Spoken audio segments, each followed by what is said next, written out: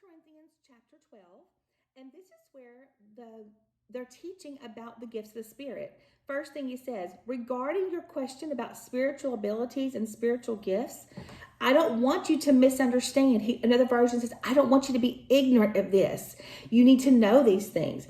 And 1 Corinthians 12, verse 6, there are different kinds of gifts, but the same Spirit is the source of them all. So in other words, the gifts are all from the Lord. Now, let me say something too. You'll hear teachings that say the spiritual gifts no longer exist. That was an old thing. Guys, the spiritual gifts didn't even come until the New Testament. The spiritual gifts did not come until Jesus died on the cross, rose again, and right before he left, he said, I'm sending the Comforter. You know who the Comforter is? The Comforter is the Holy Spirit. He said, I'm sending the Comforter to you. Because when he sends the Comforter, that's who is the one that does the giftings. He's the one.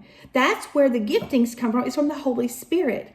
Because every one of us have the Holy Spirit living in us if we invite him to live in us. So that's what, so when someone tries to tell you, oh, these gifts no longer exist, who said? 1 Corinthians 12 is New Testament.